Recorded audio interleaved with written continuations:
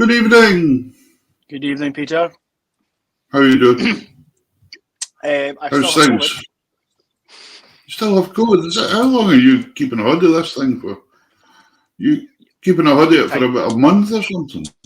Yeah, any excuse.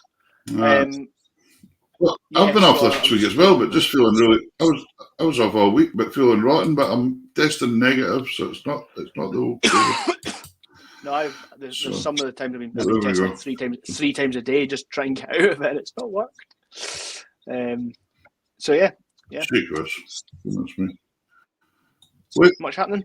Ladies and gentlemen, please keep your comments coming in for us, folks. There's loads of people watching this, and I'll try and keep up with the comments best as I can here. We've got an amazing night coming up.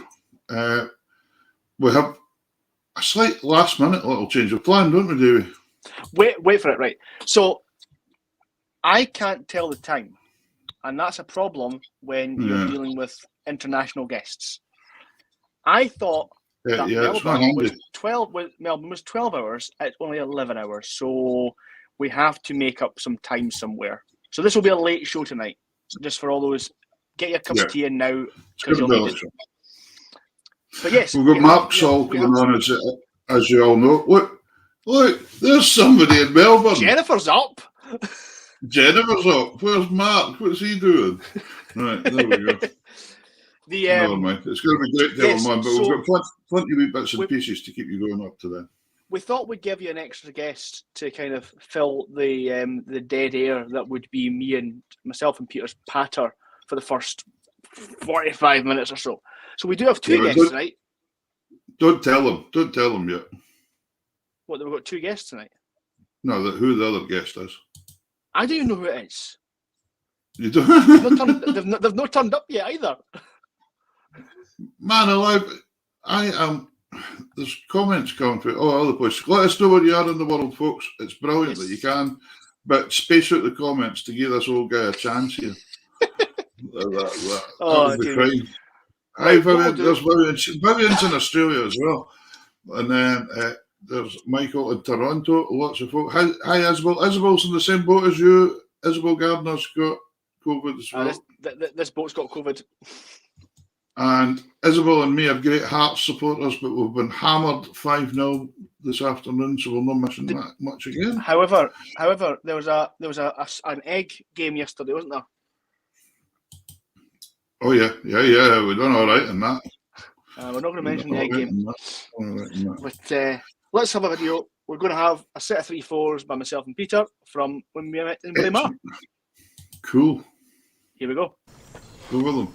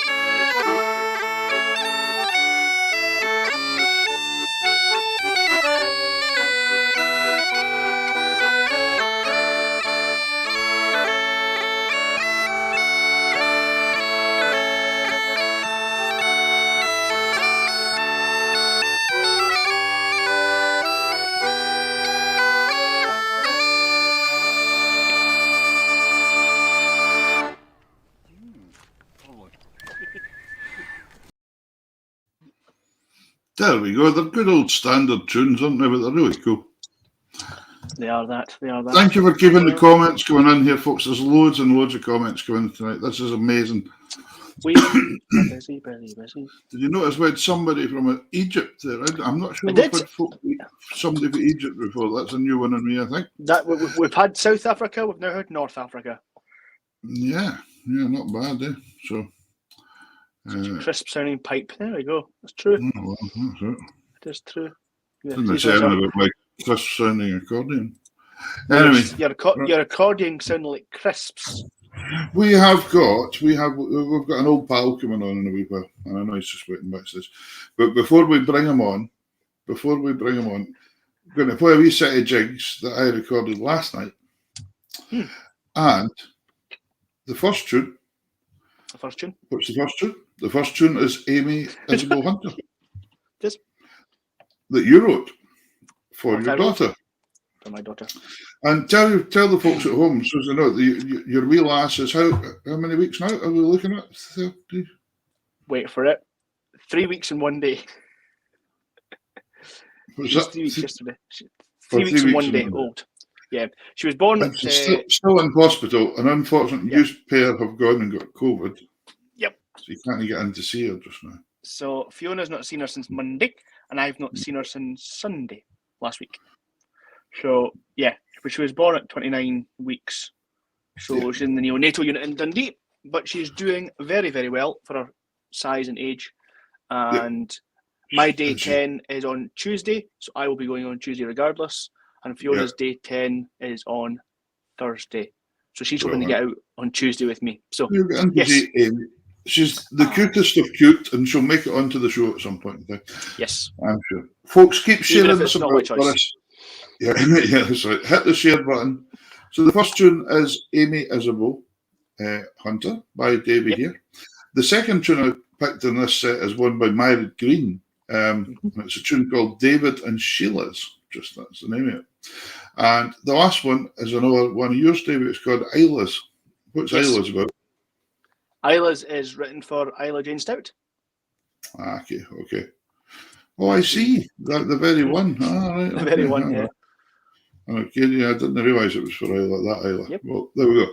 Right, so here, a wee set of jigs, a wee bit of electronic gadgetry going on here that I could record all the instruments myself and then put together a wee video for you. So here we go.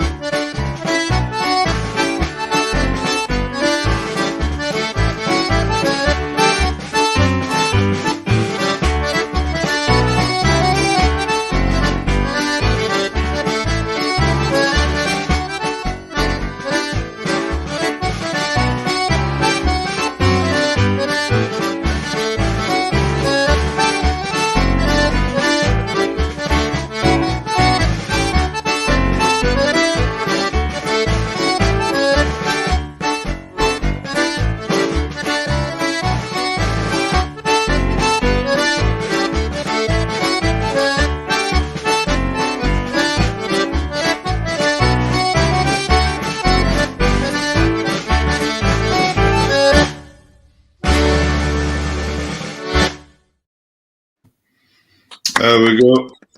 Oh boy, I just love the sound of that new wee accordion I've got again. That's the one supplied by the Squeezebox shop in Bewley for me, and Alexandrina kilt. Beautiful. Is that the one that you've got to choose? Is this the one you've got to choose either to stay with Karen or have the accordion? Yeah. Because I was hoping for the Tooth Fairy to come a few times, but the problem is there's not much left. See that comment? I wanted to put that one up there. Oh, which one? Sorry, do again. There you go. See that? I'm wondering if somebody's watching the same programme as us, that looking at young Ian winning second prize in the bull sales. Oh, is there not a programme on BBC One or something like that that's, I don't know. Got bulls in it or something? Got bullocks. Right. There you go. Ali Meek says for a bonny wee lass. That's right. Aye. Speaking of bonny wee lasses. I'm not sure where you're going with this one, but here we go. Next video. What is the next video? So I don't know what you. I know that you've been busy this week. Well, Katie, I will get the tunes to you later on if you send me a message with your email address. Yes. So I know that you've been working on a new tune. Oh yes. And I've been working on a new tune. I've just had confirmation that my tune is now entered into the Pitlochry Highland Games tune writing. So let's have a wee listen to Mr. McNaughton's video. I'm going to enter mine in the bull sales. You've probably got more chance. Anyway, let's look at this video.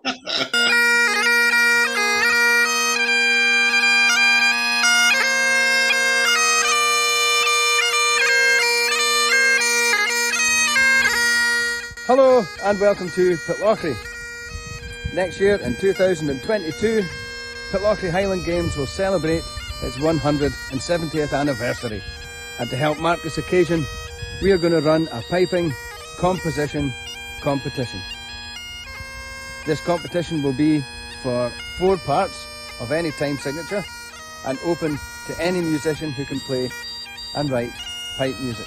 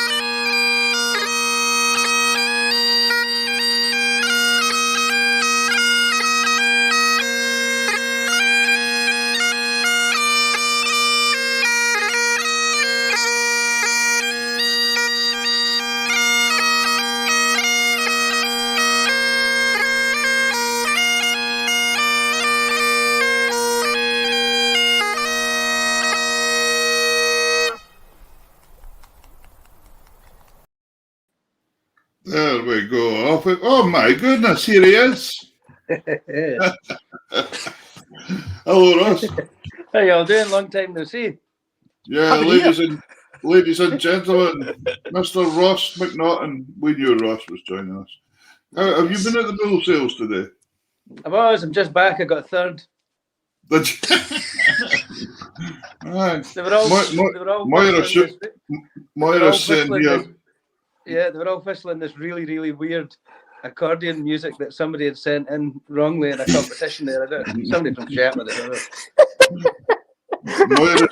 Moira's saying we don't understand this. No, we don't. You're right, Moira. Right. Just saying hello to family members that has been at the bull sale, so it's fine. Oh well, it's kind of like good stuff. Brilliant to see you all. As long as everybody's happy with the bull sales, I suppose that's the main thing. That's a good thing. Yeah, brilliant. How are you getting on? Are you doing all right? Yeah, really good. Really busy. Had a really busy whole of last year. Just see Ali Meek's name popping up there. That's scary stuff. The story. There he goes. Okay. Well, the thing is, just the tonic that Isabel was needing. Look, seeing Ross go back in the show. Isabel, I don't know if you noticed that last set of tunes there. I had my heart shut on actually, but I was kind of not saying too much about it after today. Oh, look at this. Well, John Wright's picked up on something big here. I thought I'd get away with it. So what have you been up to? You've been very busy last year, you said. Yeah, this kind of thing. No, really busy last year. Got married last year in lockdown. Took a lot of preparation. And just before I say anything, that tune you wrote there, Davey, for your daughter Amy is absolutely brilliant. I absolutely love it. Cheers very much. Yeah, and it's great to see that she's doing well. Yeah, it's great. It's a wee cutie. Yeah, good. So see the things in your past going up for you. I've still nearly started learning that thing. Nearly. Nearly. Sorry, carry on, Ross. Thanks for having us on. Obviously, you mentioned about both entering tunes, but you both have wrote brilliant tunes. So thank you very much for taking part in this competition and letting me speak a little bit about it tonight. Yep. No worries. Mm-hmm. Do you want to do a bit more in depth to the whole story behind it? Yeah, well, yourself, there's been a big lull in anybody getting anywhere. We thought we'd have a Pitlochry Highland Games last year, but it does tie in that this year in 2022, it's going to be an anniversary for us, 170 years. Have you been at quite a lot of them, not that many. But then, so we're celebrating that with a good old writing tune, and hopefully it'll be a good thing for the games to archive, and hopefully, depending on, I've got high hopes that we're going to get large numbers, but we've probably got 30 good ones in already. And this month, I've been doing a bit more advertising of the whole thing, because you can start this sort of thing too early. So yeah, I agree. I think we'll get maybe 50. That's what I'm hoping for, and then maybe in the future we could look at getting that as a book or some kind of celebration of the whole event. But my tunes from all over. Yeah. There's Fiona, your wife, Davey, popping on since she's fair please. Hopefully she'll hear the tune. I hope she likes the bagpipes when she comes out. So do I. That's all I need. Well, it's an interesting thing, Ross, isn't it? You're doing this obviously for the Highland Games, and I didn't actually realise Braemar Gathering, the tune, the 6/8 March, didn't win the competition. But it was the same idea. It was a competition, and it was entered. And was it not second or third or something like that? Second, I think it was. Yeah. Yeah, but the Braemar Gathering's the one that's become really famous. Mm-hmm. Yeah, it's a topper, real topper of a tune. Yeah. So the pressure's on, boys. The pressure's on. Well, it's difficult, isn't it? Because it all just supposedly, who's judging on the day and all that kind of stuff, isn't it? What catches somebody's ear. Exactly. That's it. So how's teaching going in the schools and things? Still teaching away? Yeah, still teaching up in Aberdeen. Right. That's going good. Must be about 150 that's in the pipe band. It's absolutely enormous. So at all various levels, that's piping and drumming. It's great. Dead exciting up there. And Ali Meeks worked out that thing. Like the X Factor, the runner is up way better. Yeah, it's got a good point. Yeah. How would he say that about joiners as well? No, boys, don't be picking on poor Ali. No, I'm only kidding. Ali knows I'm joking. Yeah, and then so you've got about 150 involved with the pipe band up there. Yeah. Wow, it's enormous. Amazing. It's great. Yeah, it's really good. Some real superstars. some that are in the national youth band, and some that are joining this year. And we mentioned before we came on the show about your next guest that's coming on. I know one of the tunes that the Beaches of Hannes, I think it is. Yes, that's one that the National Youth Pipe Band are playing, and we've got a thing that we're running at school just now, a freestyle competition that will be held at the end of the month, and the kids were coming in, and one of the pupils who's auditioning for the National Youth Pipe Band this year, I said, "What are you going to play for the freestyle competition?" And he says, "Oh, this wee tune here." I said, "Okay, that's great." I just about fell off my seat when he played it, because we haven't seen these guys for years, really 2 years properly. And with that volume of students, it might be months before you get them back in your calendar again. So it's unbelievable. Yeah. I can't remember who was it we had on, Russ. We were speaking about the Davy. We had who was it that taught in schools that we had on that said they were actually very, very concerned because it's like 2 years worth of no uptake. Paul Brown. It's Paul Brown. Yeah, that's right. Yeah. And Paul was speaking about that, and he says it's just like we've not started people for 2 years, so there's this kind of blip. We're seeing all the ones that were already playing a bit, but it's quite a hole to fill, really. It's just there's Mr. Starr saying hello, guys. He's the piping coach driver. Was it Jamie Starr played in more places than I did last year when he was away with that coach trips. Every Saturday he was in Orkney, he was here, he was there everywhere. I was sitting in the house. Or the garden. But and another thing what I was going to ask you about as well, Ross, was you were quite involved with the helicopter. Remember, tell us a wee bit about that and the outcome of that. Because when you left, there was possible MBEs and things getting. Yeah, that's right. We had the chairman on the show, John Bullow, who picked up. I was piping for a after party. He picked up his gong just last month. So I was doing a bit of piping at his just a few weeks ago, but that's a real success story. Something I'd like to do a little bit of piping for them and promote them as much as I can. But that's one of the few things that there's been a few events that I've went out to pipe to, and that's been one of the nice, good story ones for me. Yeah. You wrote a wee tune for them as well. Yeah, that's right. Angel of the Glens. That was a wee celebration of the success of what they were doing. So that's I did that quite a few times for them. Mm-hmm. And folks, just by pure chance here, it is, as we prepared earlier. Here's the tune for you.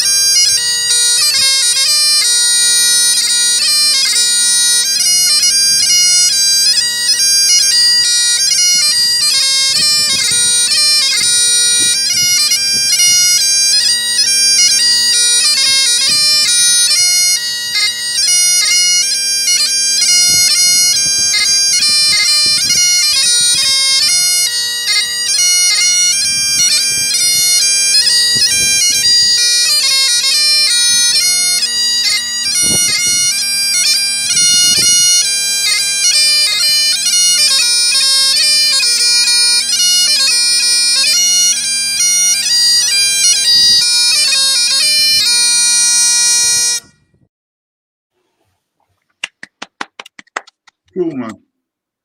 That was the tune, wasn't it? Was it? Sorry, I spoke over you there. Sorry. That was the tune, wasn't it? Yeah, that's the tune. Yeah, just was it? Mm-hmm. That's what confused me.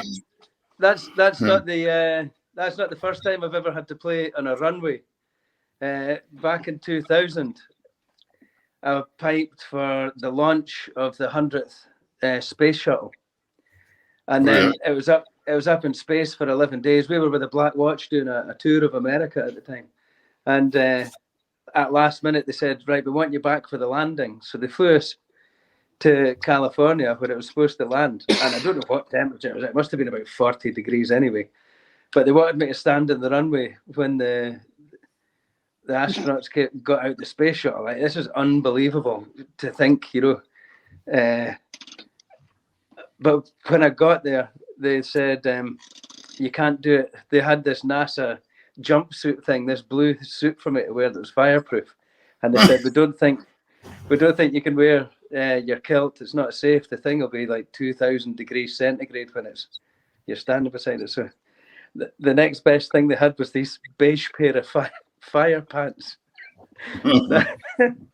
But I tried to get them on because I thought that would be great PR for the regiment, but there was no way. A bit like my clothes post COVID, none of them fit. But these.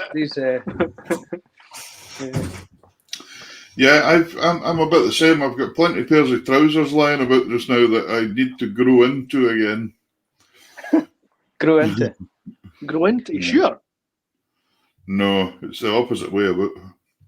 I'm like that. It's not so much my clothes; it's all the bellows for my small pipes. Oh yeah. Yeah. Oh, it's similar when you play the accordion as well. It's the same idea. You go, oh wait a minute, you can't. But when the keys are up underneath your chin, yeah, and you feel like you're playing a mouth organ, that's it, knackered.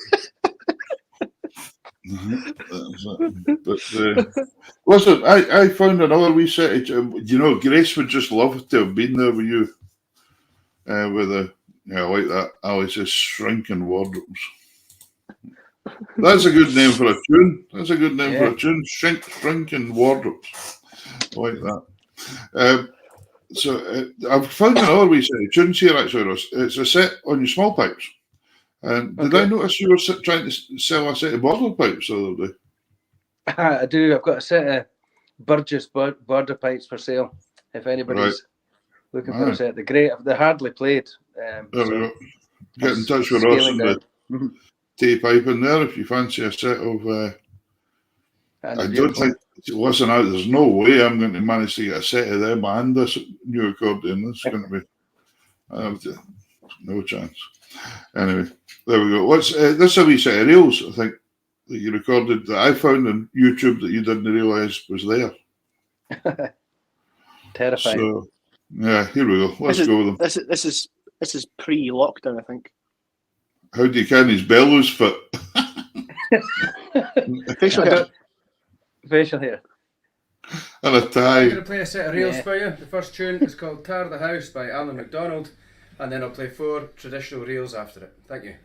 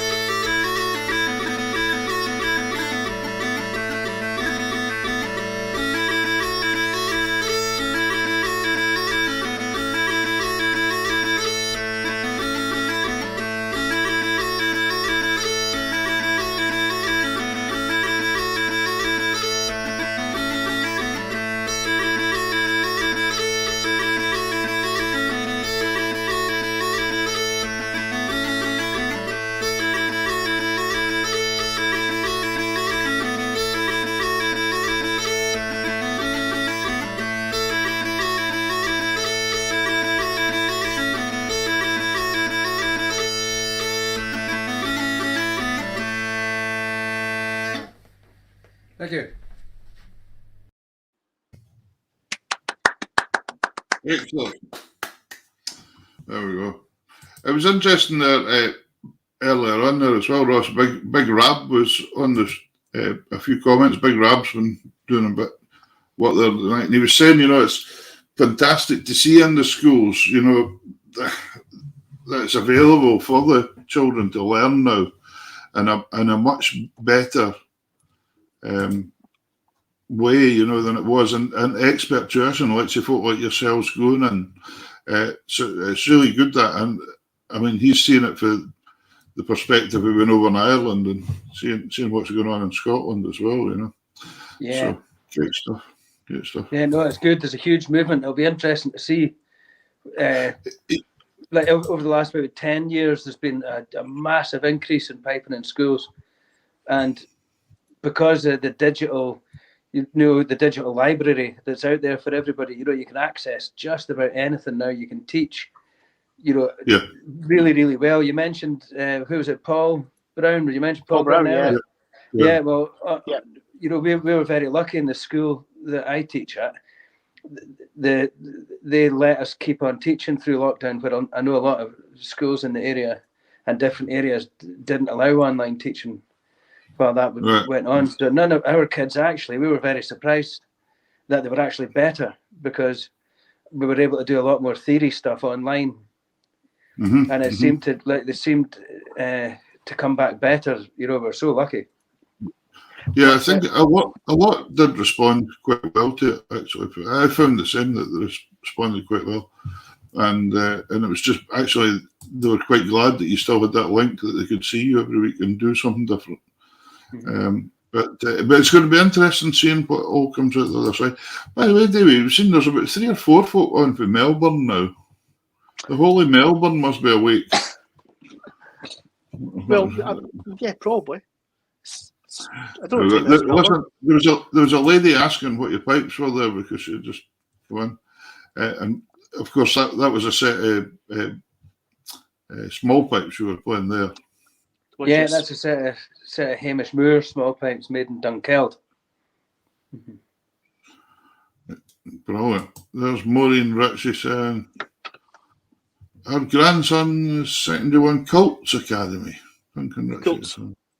No, very good. Very good. See, it's all happening here. So great. Brilliant. So the tune competition, when does that finish? That ends April, is it? Yeah, end of April. We set a deadline last year just to have some kind of structure to it. So if there's a few that need an extra couple of days, I'm not going to count them out. So it's not.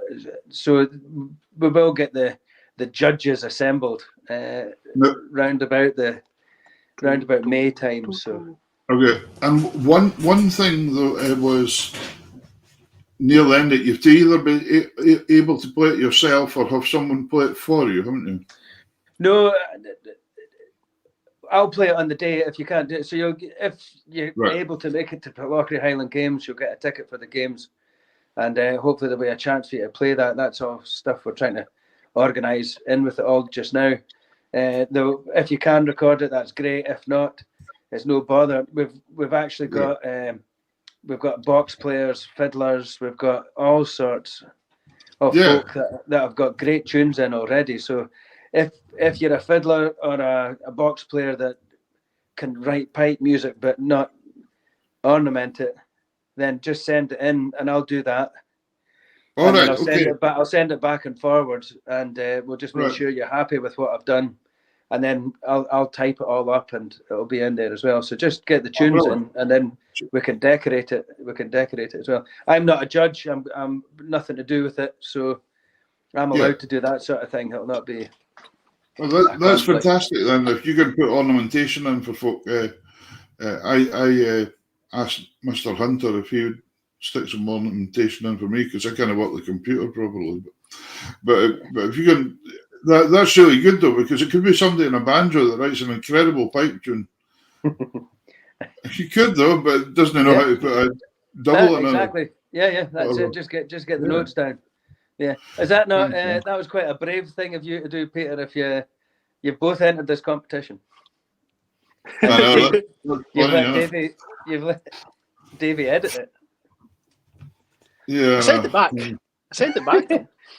Just two more points, just to make that some of the things about the competition slightly clear. If you want to enter or look at the terms and conditions, then if you just go to the Pitlochry Highland Games website, everything's there. Just everything's there for you to do. Look at that. There's Daniel watching from São Paulo in Brazil. Brilliant. São Paulo. I had a tune with the São Paulo pipe band when I was in São Paulo. I was there playing at the St Andrews night with Ian McPhail's band, and had my pipes with me, and they've got a wee band there in São Paulo as well. So I had a wee tune with them, so it was great. Brilliant. So good, gets all over the world. Anyway, listen, Ross, thanks so much for coming on. Awful broad to see you again. Great to see you. I'm glad you guys are doing so well with the show. Very slick. Yeah. Very slick. Well, try. Yeah. No, it's good to see the support it gets. I love seeing it popping up all over the place. It's great. Some of the great guests. There's some fantastic guests. Yeah, it's good fun when they, and you know, some of the people that come on, they make it. You know, it's just great. You know, it's just magic. There's Mr. Lennox saying, "Great to see you." Yeah, good stuff. Thanks very much. Well, anyway, listen, we'll let you go. Thank you very much. Last point. All the best. It's £500 prize money. This is the last sort of plug I'm going to have of it. So it's very worth having a punt at this. Good luck to everybody that tries, and I'm more than happy to help you know, if you don't play. I mean, the way inflation's going this week, you'll be able to fill your car up for 500 quid. Ross's car. Not mine. Anyway, listen, brilliant seeing you, pal, and we'll catch you soon. Great. Thank you very much. Thank you. Good Magic. Take care. Cheers. There we go. Special announcement. Yes. Our previous guest of ours has won the Young Trad Award. Yay! Erin Ray from the Borders, fiddle player. So let's have a look at this video of her playing. Magic, this is Erin.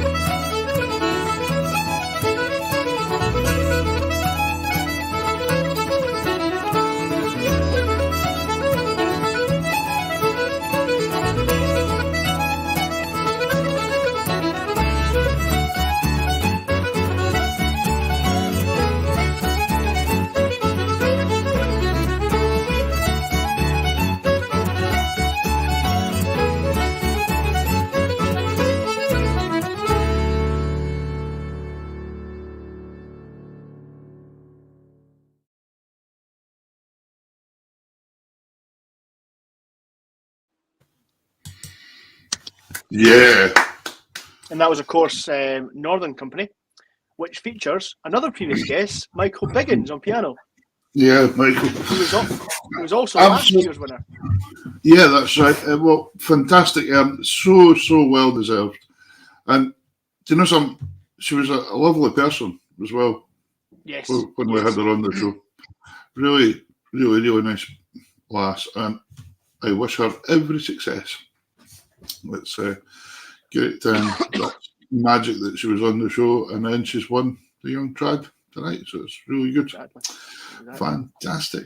What was I going to ask you? There was something I was going to ask you. Can't remember what it was now. Do I know what time it is? It's got out of my head altogether, but it doesn't matter. Anyway, everybody's wishing all the best and saying very, very well done. It would probably be something to do with a comment that. Yes, John Robertson. That's what I was going to say there. John Robertson, yes. John for Pitlochry on saying, well done, Ross, doing so much for the Highland Games. You know, there's two, until I met you last year at Braemar, I always thought the most picturesque setting for a Highland Games was when you went to Pitlochry. It was absolutely beautiful when you had the mountains and trees and all that in the background. And then we went up to Braemar, and it's very similar in a way because you've got all the really nice scenery. But I wouldn't say one's nicer than another, but that's my two favourite grounds, I would say, for any contests or places. So if you're really looking for a lovely day out, Pitlochry's a great place to go for the Highland Games. So watch out for it. That reminds me of a Billy Connolly sketch. When Billy Connolly's when he's younger, he moved to America, and he brought the kids back over, and they're in the car and they're playing with their Game Boys, whatever, and they're not really interested. And he goes, "See that mountains, trees, sky, that order, nice." Yeah. And they were watching Sesame Street in the DVD. Probably. It'll be a VHS back then. Listen, I've done a couple of wee tracks this week because I have the wee box. This is a tune. I thought we'd play the video for it. It's a solo air actually. It's a bonny tune though. It was composed by a fellow called Ian Robertson. He's a fiddler and he lives down in London. And Ian sent me his books up there just recently because he's actually coming on the show as a guest. That's it. Yes, he's coming on the show with us, which is going to be really interesting. Speaking to a Scottish a fiddler playing Scottish music in London and seeing where he's been. He's been all over the place. But this is a tune that popped out and I fairly liked it, and it was called there's Catherine saying she loves the Lonach. Lonach Games, yeah, from Aberdeenshire. I know, a nice one. So this tune, it was called Memories of Jimmy Tom, I think, and it's just such a bonny tune. So here's Ian Robertson's tune. It's a cracker.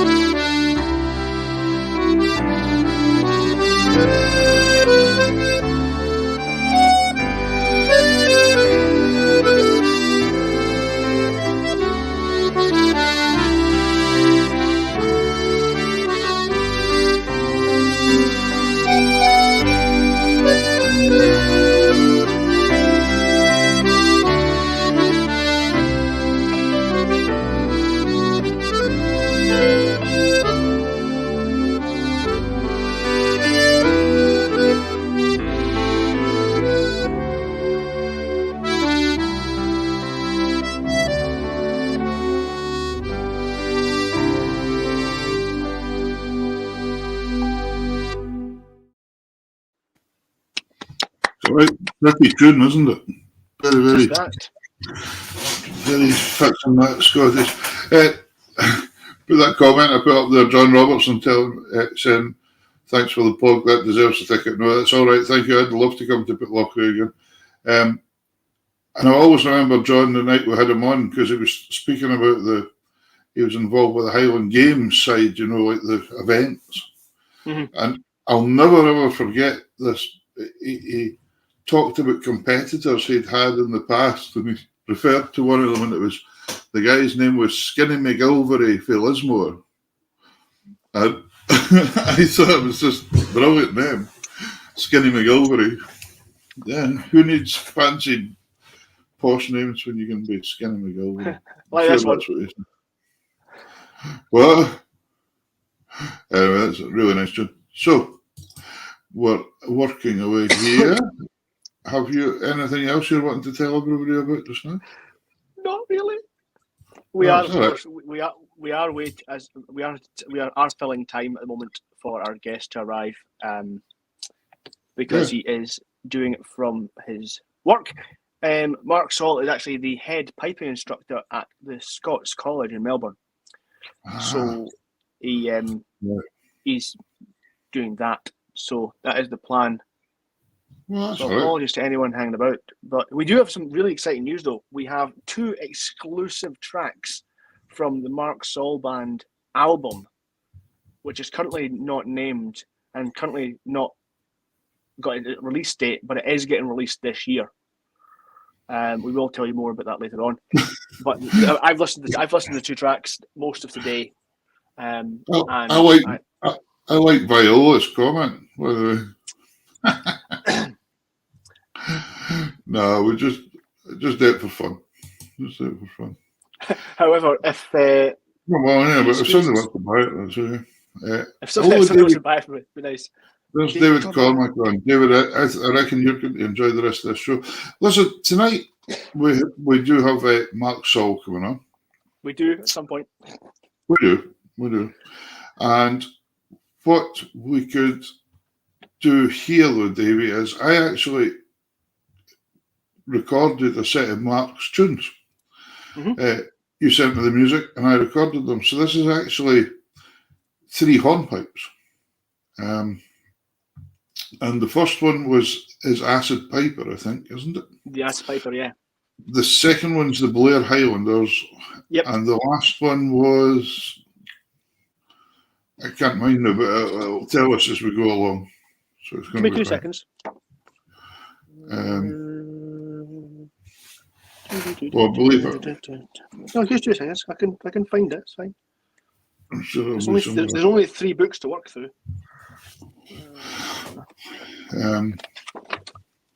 Just talk amongst yourselves. Yeah, I've probably got it here as well. Young Guns. Sounds like something out of Western, doesn't it? So here, let's have a wee listen to these 3 tunes, and we'll see. Hopefully, Mark will be there when we get back. That'll be good. Let's do it. Flawless.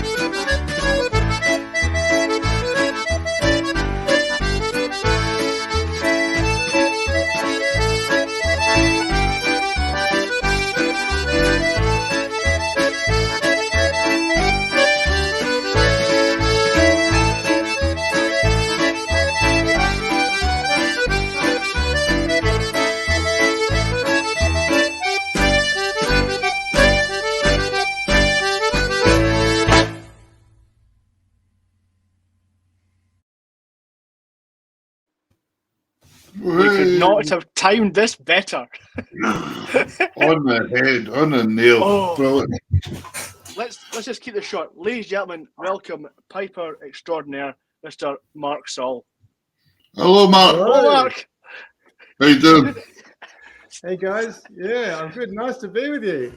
That was some awesome accordion playing there. That was brilliant. I don't know who wrote the stupid tunes, but great. No, it was really good. Yeah, somebody said the first one sounded like a pipe tune. That's because it is. So the second one and the third one. I've never heard those tunes like that. They sounded great. It's funny, isn't it, when you take pipe tunes and play them in different instruments? Sometimes it's good. Yeah. Sometimes it really helps. You can hear the music more. Well, it's something you do a lot of as well, isn't it? You do a lot of that and blending instruments together and things. Yeah, it's something I like to do. I think, the frustration of bagpipes has led me to experimenting with other musicians and, it creates all kinds of good stuff. It's good fun. I'd like to see you went back to the old 2005 hairstyle. Dude, it's like I live in the most locked down city in the world. I couldn't get a haircut for like most of last year. I used to have short hair, and then all of a sudden I ended up with long hair, and I'm like, I think I better cut this off again. So it's kind of crazy. Yeah, you guys have had it pretty rough with the restrictions, haven't it? It's been pretty tight. Yeah, shocking. So lockdown, couldn't do much all of last year really. So we were just teaching online, which is difficult, as I'm sure you can imagine. Yeah. Tough everywhere, I suppose. Yeah. So Mark, tell us a bit about how you started in the piping. Obviously, being from Melbourne, Australia, it's not the obvious place to start piping. True. Yeah. So there's not. Well, there isn't much going on in the world of piping here compared to, say, Scotland or something. So, when I told my mother that I wanted to learn bagpipes, she was kind of surprised. And she just ignored me for a few years. But then eventually, after I kept hassling her, she found the local pipe band, which was the City of Nunawading, which is a band in the eastern suburbs of Melbourne. Yep. And I just started learning there. It was a grade 2 band, and got into it, I suppose. But it's quite an unusual thing for an Australian to be doing. Yeah. So there's only sort of, there's not many bands here in Melbourne, and Melbourne, the east coast of Australia, is where most of the piping happens. Yeah. So what actually did you hear then that made you say to your mother, "I want to learn the pipe"?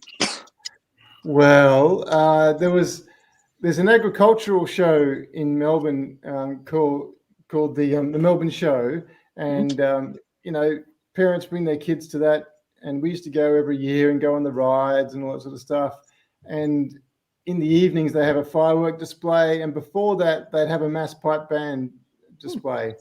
And I think, as far as I can recall, it's probably the first time I saw pipes, and I thought it was pretty cool and liked the sound of it, and the band looked good and all that. And I asked my mum if I could learn. She said, no, you got to be Scottish. See, my mother's English and my dad's English. and you can't learn bagpipes unless you're Scottish. So I was like, oh, damn. And then the next year we went back. We went back to the show, and then we were watching the pipe bands again. And I saw this Asian kid playing pipe. I was like, he's not Scottish. Yeah, you're right. So that was my experience. I remember being over playing for a burn supper or something in Uruguay and Montevideo, and the pipe major of the band at that time was something like 4th generation Uruguayan or something, and his name was Jimmy Stewart. It just cracked me up, this guy. But he was so he just looked like a Uruguayan. He didn't look like a Scot. But to have the name Jimmy Stewart, it was just marvelous. So what year was that, Mark? That was 1981 when I started learning pipes. Yeah. 81. And strangely enough, the kid that I saw who was Asian, he came from Scotch College. So somehow I ended up, after many years of learning, teaching here at Scotch. So I've kind of come full circle in that respect. Yeah. So from your time in with Nunawading, you then kind of developed onward, and it was 1990. You joined the kind of world famous Vicky Police Pipe Band. Yeah, that's right. Yeah, so I kind of I started writing tunes in the mid '80s, I suppose, and like many pipers, the band that they start in doesn't really sustain them because it just didn't have the standard that I wanted to reach. So I needed a new challenge. So I left Nunawading around 1989 and joined Big Police.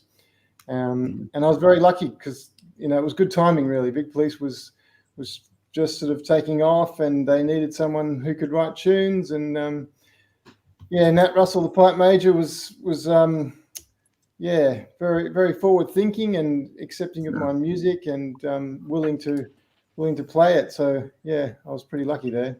Can I just ask quickly, when your job now then at the Scots College, isn't it? Yeah, that's right. Yeah.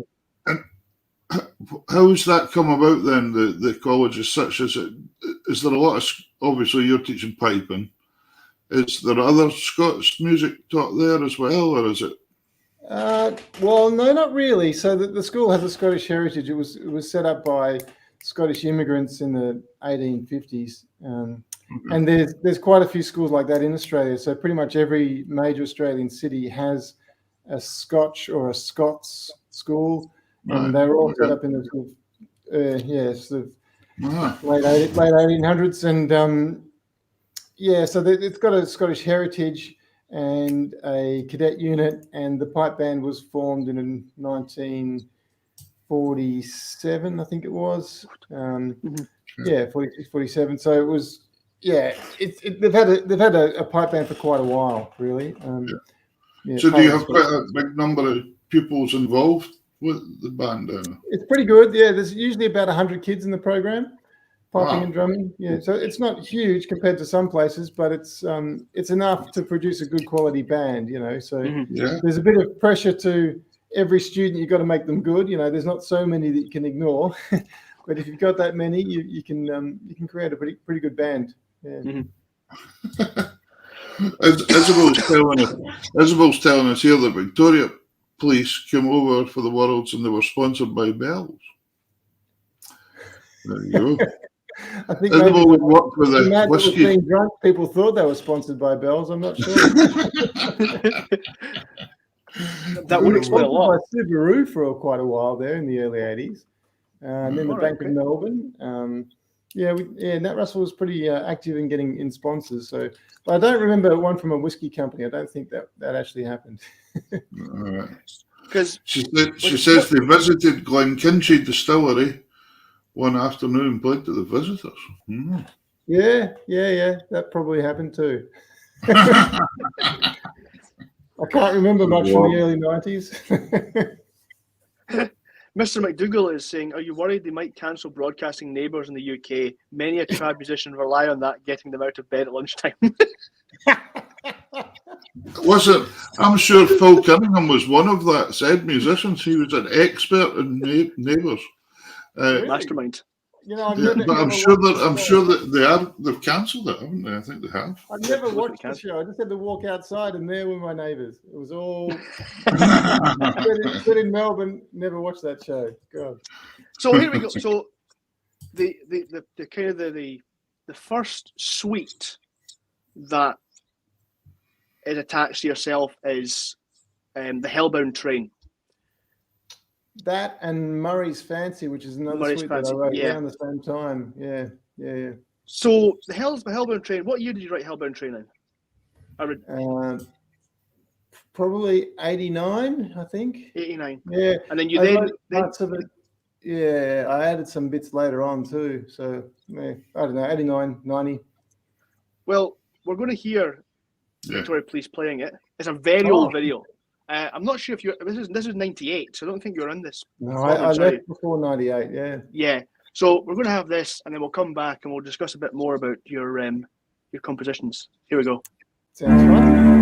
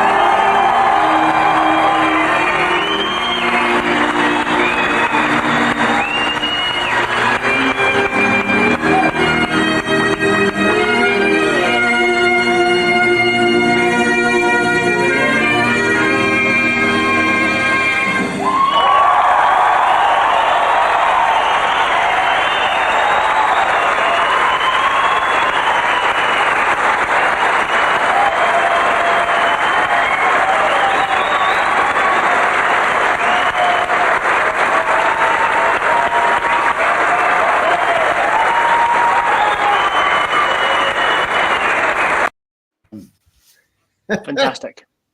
Awesome piece of work. Awesome piece of work. That's a great video, isn't it? It brings back memories, and it's so fun. Like, yeah. I think Alice that would out there doing the dancing. that would have been in Motherwell Civic Centre, wasn't it? Yeah, that's right, at Motherwell. Yeah. That was back when the World's Contra, wouldn't it? Probably. Yeah, it was. Yeah. Kind of moved from Ballymena to Motherwell. Yeah. So, sorry, Peter. Did you say that other Nat Russell? Nat was quite, he was very go ahead with this kind of stuff. We're giving you a go at letting you put it out there. He was, now that I look back at it, he was very forward thinking, and he did give us a lot of free rein. I do remember at the time, when I was quite young, and I was kind of frustrated that he wouldn't play my more radical stuff or play it how I wanted to, how I imagined it. You know what I mean? But now I'm a bit older and wiser. I can see that he had a serious goal of winning the Worlds, and he really pulled that off very well. And So what age were you then? What age were you when you were starting to write this radical? I was born in 1970, so my age is pretty easy to work out for most years. So 1990, I was 20. Right. So the late teens, I started writing all that stuff, and early 20s, I was in Vic Police. You're still a year younger than me, so you're doing fine. And the rest. Just about to 52. Yeah. So crazy. You competed with Vic Police 1990 to 1993. 94 was my last year. 94. Yeah, so it was 94 the Worlds. What did you do pipe band wise after that? After that, I had a massive break between 94 and 2004. I didn't play in a pipe band. The last time I played in a pipe band was the Worlds in 1994, and then in 2004 I played my first competition since that, and again it was in the Worlds, and I was with Western Australia Police, so I just went and played as a guest. So there was a big gap of 10 years where I was just I was doing other music. I was writing electronic music. I think I kind of just had enough of what I could do in pipe bands. I felt like things weren't moving fast enough for me there, and I was enjoying what I was doing elsewhere. I was in a couple of bands, and we were touring around, and I was playing big music festivals and playing electronic music and writing music for TV ads and that sort of stuff. I just I don't know. So I take it you play 2 or 3 instruments then? Well, not really. Bagpipes is my main thing. I also play flute and tin whistle. But I do a lot of writing. Using a keyboard and the computer, I just write a lot of electronic music that way. So that's pretty much what I was doing that whole period there, just composing music and playing with other musicians and learning about other sorts of music. I'm interested. What attracted you to the electronic music because it's quite diverse for piping? It is different, isn't it? Like. I think I had two lives going on all the way through my sort of piping career. I was interested in electronic music for ages, and eventually it just made sense to bring them both together. So I did an audio engineering degree or diploma after my degree in graphic design. I went and did that audio engineering diploma, and that just taught me some skills that I needed to record and get into making my own music using computers and keyboards and things. And of course, my approach was coming from a bagpiping traditional music approach. So that was my background. So the electronic music that I was writing already kind of fitted the tunes that I wrote in terms of bagpipe tunes or whistle tunes or whatever. So, I suppose there was me and Martin Bennett back then doing that sort of thing. There weren't many people doing dance music with bagpipes, but both he and I in the late 80s kind of started that sort of thing. Yeah. Well, we're going to have a quick listen to a show reel from 2005 of the Mark Saul band at Celtic Connections, and that'll kind of give folk an insight. An insight. Well, the hair's exactly the same. Face might be prettier. Was there a lockdown that year as well? I was rebelling against something. I don't know what. I'll give you an idea of the Mark Saul band sound.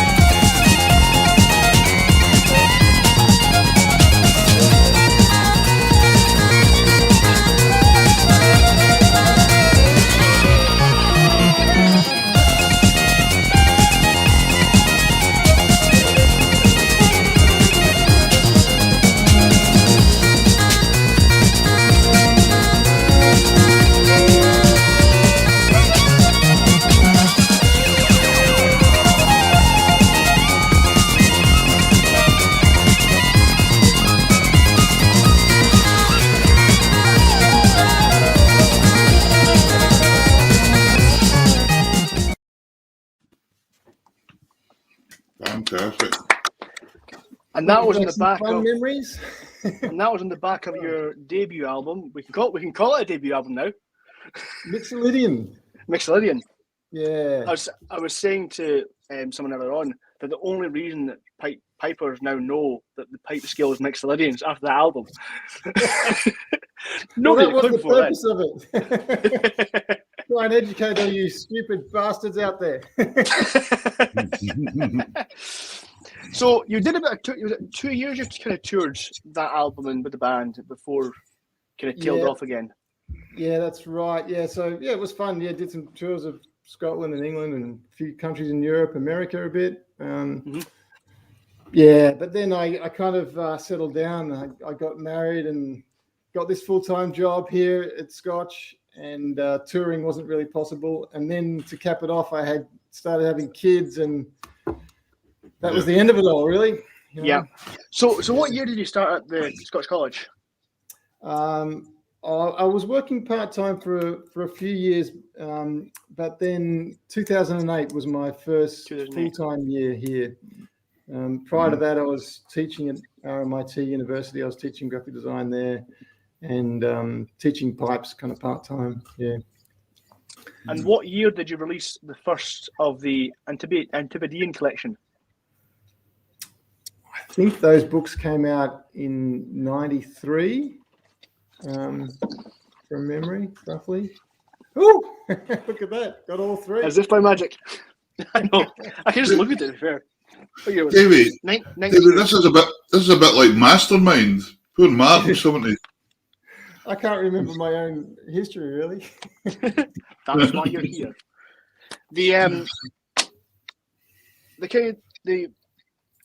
The books were a kind of collaboration of all your stuff up to that point, really.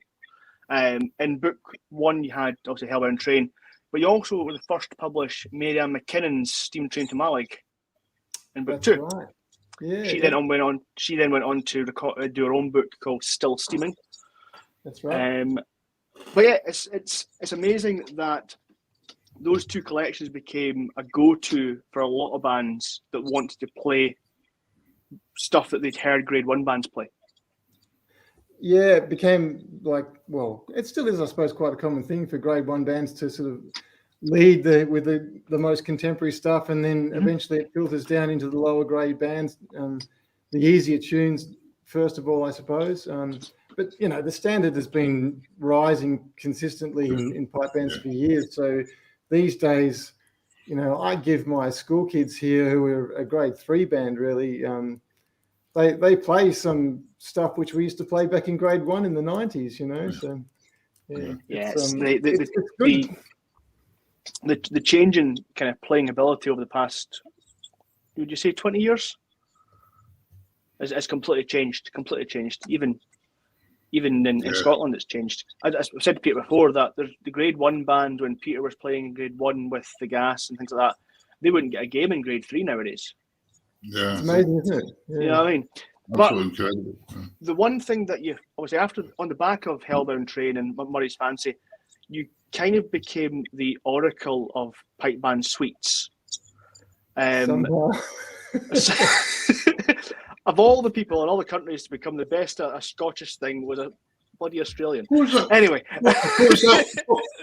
An oracle? The oracle, yeah. Where did you find that? I wrote a few tunes and somehow I became an oracle. All good. But what we're going to hear now is actually one of your more, I would say, current tunes, but I think it's a few years old now. And it's Simon Fraser University at their Affirmation concert in 2009 doing Turn the Nog. Do you want to tell us a bit about how that came about, the tune, and how Simon Fraser picked it up? Yeah, sure. So again, I was very fortunate. You know, Simon Fraser was another band that has been really supportive of me in playing my tunes, and I can't remember how it happened, but yeah, through the contact of, you know, knowing the Lee brothers, I said, "Did you want a tune?" And sometimes, you know, a lot of tunes I've written for pipe bands, like starting with Vic Police, even they were written as kind of requests in a way. So Nat might say, we need a march on tune, Mark. It needs to be 2 parts, and or we need whatever, this type of tune, and I would go away and come up with something. So and writing music for adverts kind of had forced me to do that, just turn on the creativity, and it's good to have a restriction too, and say you need this type of tune or whatever.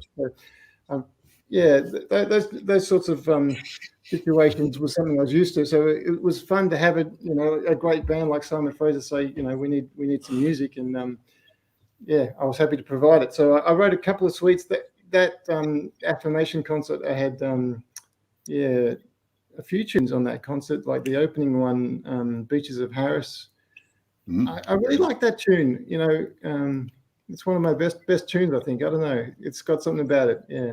So people always talk about Hellbound Train. I suppose that was quite seminal when it happened in the style of it. But there's some kind of geeky kind of musical things which happen within Beaches of Harris and also within Tin and Og as well, which as a composer I kind of look to and I like them. So when I look back at those pieces, I think I was lucky to have Simon Fraser play them, so it was good. Well, that was interesting. We had Ross McNaughton on earlier on in the show before he came on, and he was talking about, he teaches in schools in Scotland as well, and they were using the Beaches of Harris. That was one of the tunes some of these students are still using and wanting to compete with to this day, so it's great.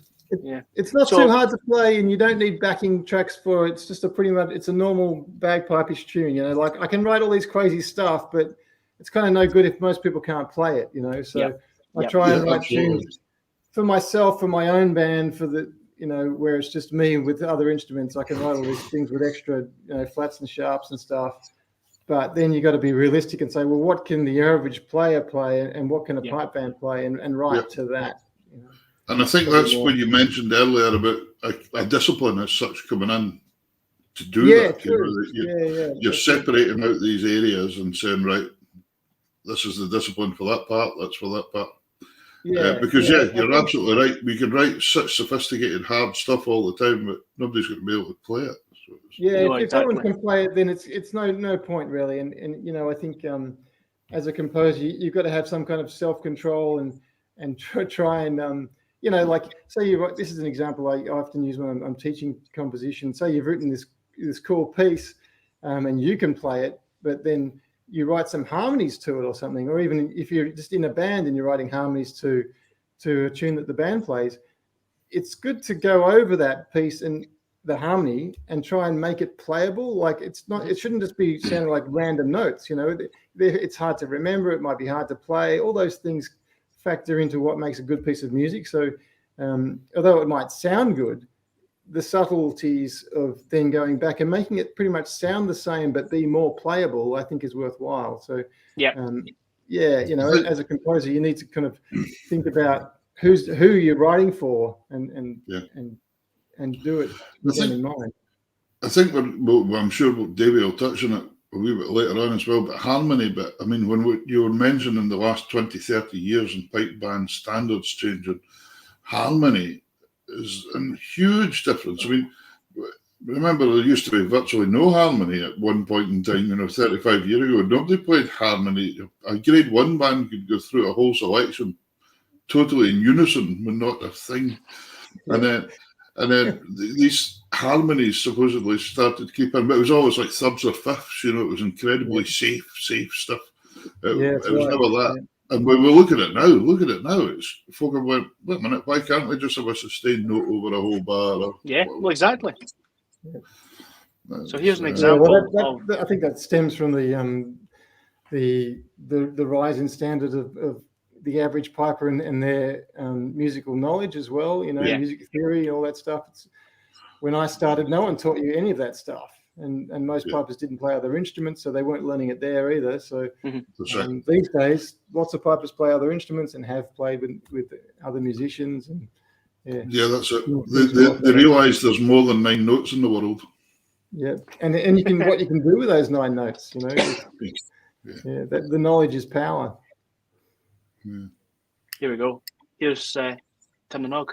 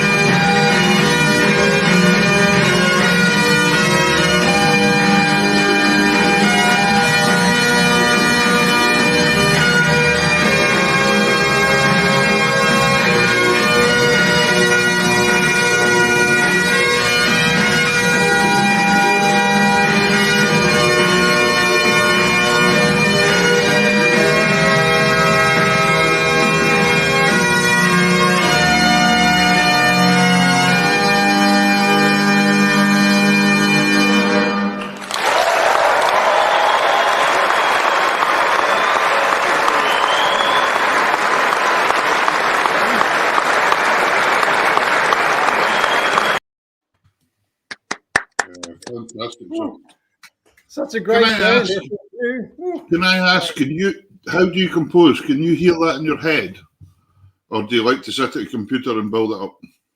No, I usually write stuff. Wow. I use every method that you can possibly imagine to write music, really. There's no one way, but often I write tunes without even a practice chanter, and I'll just write it down. You can hear it and you find some paper and you write it down or whatever. Other times, and that might be just the source of an idea, and then you can expand upon it later. So I do. I do use the computer to put things together. Once I've got something in a kind of a shape that I want it in, then I'll build it in the computer. But that's more of the last 10 years or so. Yeah, like say that tune, that's in an unusual key. It's F sharp minor for a bagpipe tune. There aren't many tunes in F sharp, So I deliberately wanted to do something different like that. So I forced myself to use that kind of scale, and just had a few kind of. It's funny because I always thought there was very little of was 6/8 pipe marches in E minor. So I went away and wrote one in the box and done it that way. That's a great idea. Yeah, but there's not many E minor tunes like Bengali. Funny, yeah. Yeah, there's one, but not many good ones. No. It's funny. It's not at all strange. Yeah. You mentioned the opener to that concert was Beaches of Harris. Yeah. And each of the sections of the Beaches of Harris are named after beaches on Harris. Yes, that's right. Yeah, different sections of it. Dear. No, I love the way you made that. Yeah, but I just love. I love the way you made that sound complicated there, David. You made it sound like complicated. The next bit's complicated. Have you been to Harris? Yes, yeah, not many times, several times. Yeah, loved it. And is that where this inspiration actually came from for this? Yeah, totally. Yep. Yeah. Beautiful beaches there. I've got photographs of me wandering around on the beach and just, it looks like you could go swimming, but it's bloody freezing. It looks like you're in tropical Queensland or something. Yep. Lovely place. I mean, it's I met my wife on the Isle of Lewis, and so we've done a lot of traveling around in the Hebrides, and it's beautiful. If you do go swimming, there's less sharks though. Is there? Well, too cold. There's not that many sharks in Harris. There's less great white sharks. Yeah. You still got the basking shark. That'll just devour you whole by accident. It swims away from you in the huff. Enough. So we're going to hear Beaches of Harris from the same concert. You're saying there's some kind of geeky stuff in that. Do you want to kind of elaborate before or after? Oh, I don't want to bore people, but you can look into it if you want. It's kind of it's built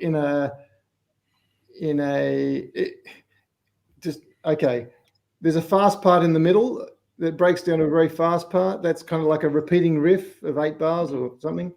That's the bit that I wrote first of all, and then I kind of expanded from that, and I wrote harmonies. And then it's like Chinese whispers. From those harmonies, from that piece, I wrote harmonies and got another melody from that. So it all fits together. But the way it's constructed is like a bridge in a way. So the way from where it starts and it builds up to the middle piece, and then it goes back down to the way it starts again. So it's it's kind of it's like a palindrome. It's a musical palindrome. Like if you reflected it, you get the whole bridge kind of thing. I don't know. Let's have a listen.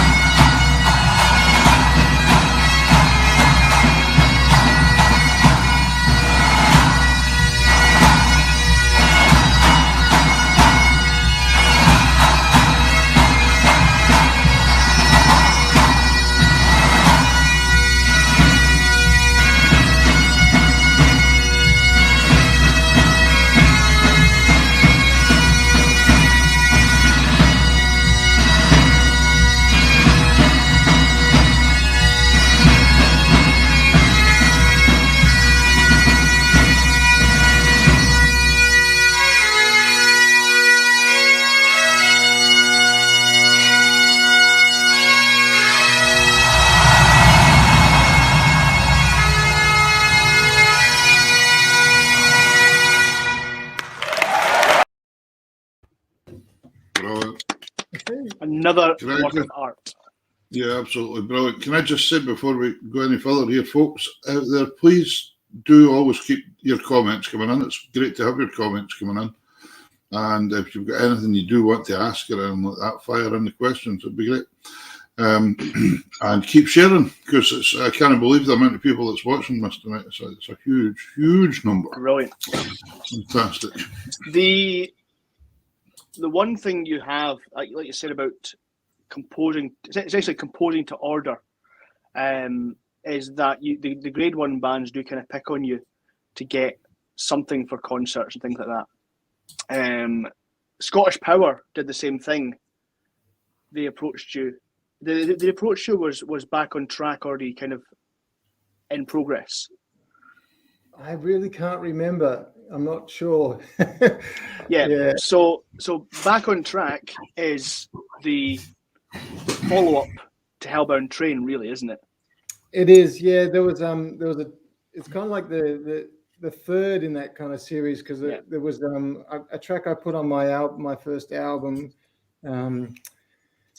which was another Train kind of tune, and then I did Back on Track later on. Yeah.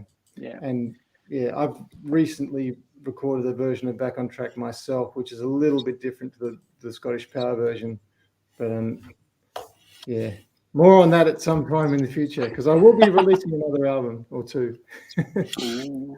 See, all this talk of trains is quite amusing for me up in the Shetland Islands here, because we have none. No trains at all. In fact, the closest train station is Bergen in Norway, to where I am. It's actually closer than Aberdeen. Amazing. So there we go.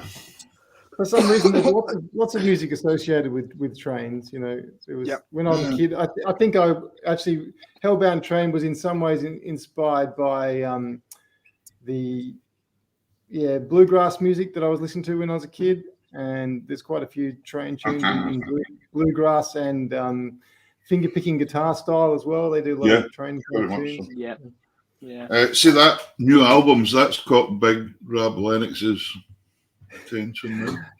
I have a double album's worth of tunes that are ready to go. You were saying to me earlier on through the week that you compose a suite for the kids for like every year. Yeah, just to keep myself challenged. You know, the kids. We have a major concert here at school. They do a big concert with the orchestra and all that sort of stuff, and the pipe band gets their 7 minutes or whatever. So I sweet. Yeah, exactly. I just insert one of my tunes at that spot, you know, and give the kids something new to learn, and creates a bit of a challenge and interest for me to make sure that I write something. So I usually do it over the Christmas holidays. We finish up the Christmas break, and I'll write something, and then come back at the start of the year. This time of year, we're just starting back again, and you know, just give it to them, and then they play it in around about August. So yeah, every year pretty much. Has any of those suites made it out to grade 1? Some of them have things like Beaches of Harris and Tin and Odd. There's other tunes I've written that only the kids here have seen, you know. So especially the last couple of years with lockdown happening and all that, pipe band's not been quite so active. But yes, there are several suites that I've written that have not gone beyond the school, really. Here's a question for you for Lorne, who's put one in.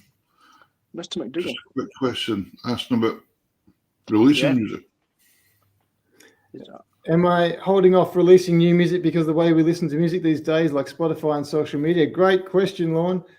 In answer to that, I suppose yes is the answer, the simple answer, because I'm not, you know, things changed so quickly. You know, when I released my CDs was it, and that's how I thought an album should go. You know, you think about the artwork and the CD as an experience, and these days I listen to Spotify in the car, and there is, you know, no artwork to read. I can't even read who is on each you know, each track that I'm listening to, it's not the same at all. And yeah, I'm going to have to release it the way things are done these days, I suppose. But I'm just not in touch with any of that, so I'm pretty hopeless when it comes to marketing and all that.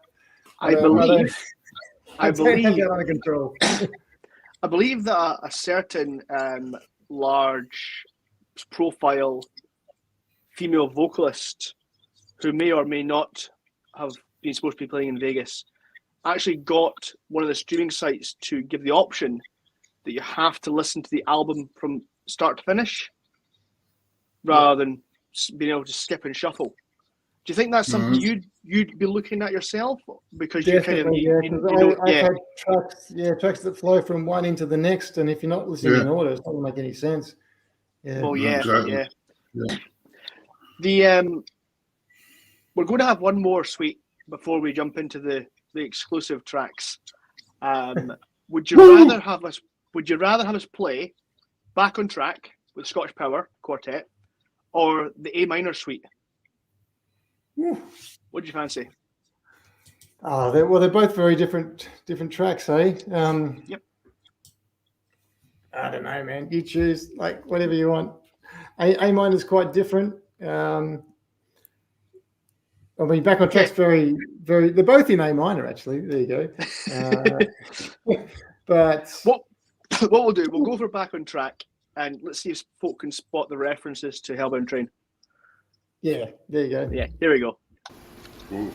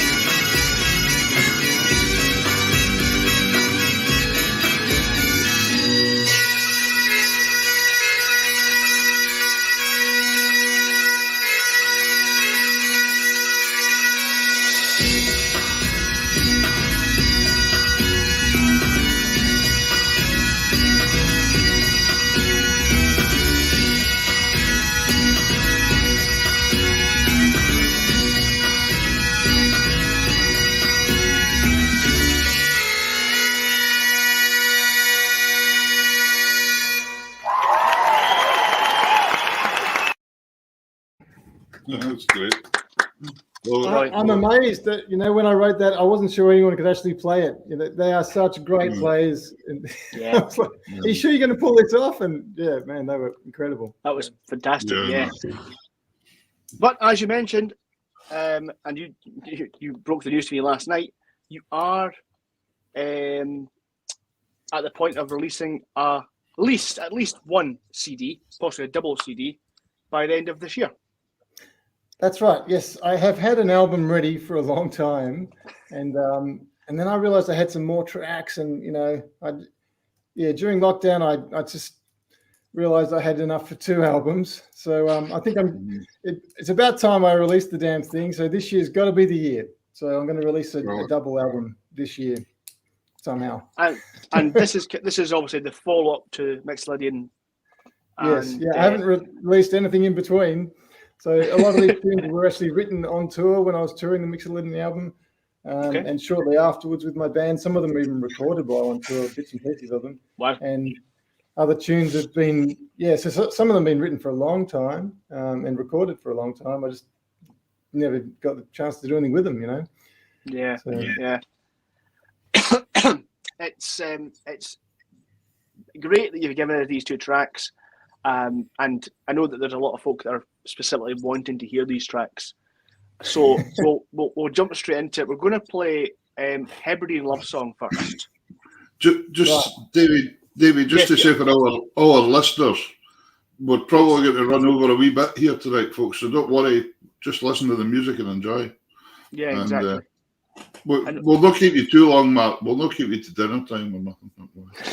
All good, man. Okay. So, Hebridean Love Song. Do you want to tell us a bit about that? It's kind of it's got a bit of Gaelic singing in it in the middle there, which was recorded on the Isle of Harris, actually, when I was there. It's in F sharp minor, which is another strange key for bagpipes. It's it's a bit like a walking song or something in a way, but I don't know. Of course it's electronic music as well, so it's pretty weird. It's got some cello, which I kind of, it's one of my favorite instruments. Through that, real brass players from the school that I was teaching at. Just I got all the brass teachers together and said, "Here, record this." So, it's got quite a few different instruments. The instrumentation's pretty different. Fantastic. Well, so here we go. So this is going to be one of the tracks that's going to be in the new album. Woo! An exclusive. Woo! Here we go.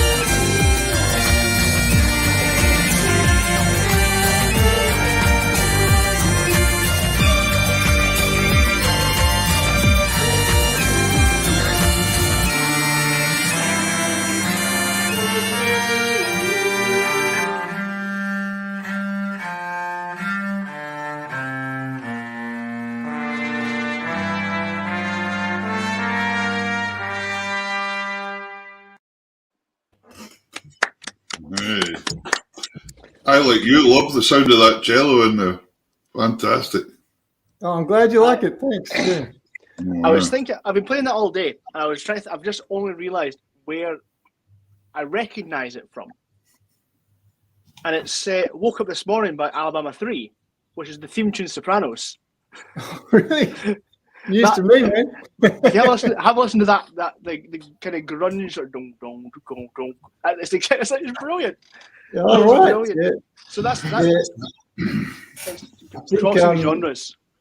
I actually wrote that tune based on the riff from the bass player. I tend to do a lot of that sort of thing where, just to avoid coming up with things that I would normally come up with, I try and get other musicians to write something first, and then I write to what they've written. So it forces me to do something different. Yeah. So a lot of things come from the guitarist or the bass player in my band, and they'll just send me a riff or something, and then I can start making up music to that and see where it goes. So is the band, the main Mark Saul band that's playing on this, the kind of the what would refer to as the touring band, is that the same band as the first album? Pretty much. Same guitarist and different fiddle. No, many of the tracks is the same fiddle player actually, but some tracks a different fiddle player. So I've used a few fiddle players here and there, and I've got a great bass player these days who was touring with me. He wasn't on the first album, but then we started doing tours, and he came on board, and since then he and I have been writing music together. He's really amazing guy. He lives in Vietnam though. He's Australian, but he lives in Vietnam. So the band is kind of spread out, but we still managed to record together on tour, and obviously these days we just send each other tunes, and record separately. Excuse me 1 second. My dog is trying to eat its way through the door over here. Hold on. I'll be back. It's not a dog, it's a cloud. But so the next track that you've given us, which is my favourite out of the two so far, is Fat Aphid. Do you want to give us a bit about that? So that's a tune that I discovered on my computer.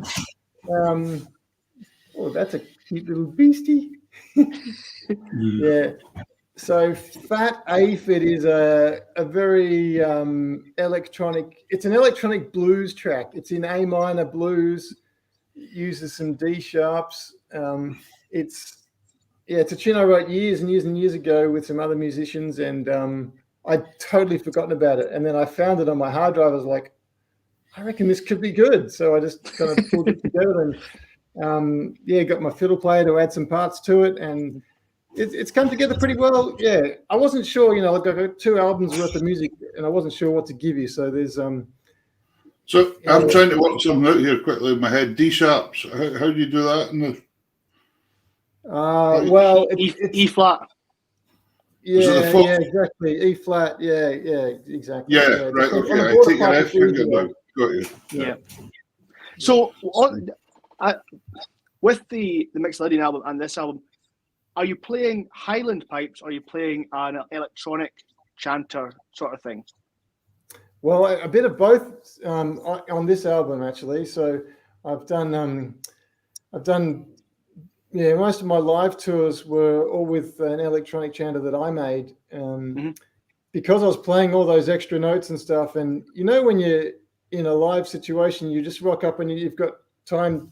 You're very restricted in your setup time, and you don't know what the weather's going to be, and you want something that's going to work, Yep. And the reliability of that electronic bagpipe that I made all the way back then was awesome. It just gave me the ability to tour all those tunes without having to worry whether my F natural was going to work or not, or if I was going to be too flat if it was cold and outdoors or whatever. So I suppose I've pioneered the electronic bagpipe in the Highland piping scene to some degree. Is it still your own version of the chanter you play, or is it somebody else's you're playing? No, I still play my own. Yeah, because I can do more on it. They're like there's great electronic chanters out there now, but obviously when I made mine, there wasn't anything that was using samples or anything like that. Yeah, but mine can do slurs and vibrato and things that other chanters can't do. So that's still a skip mine. So here is our second exclusive track from the new Mark Saul album, Fat Aphid. Here we go.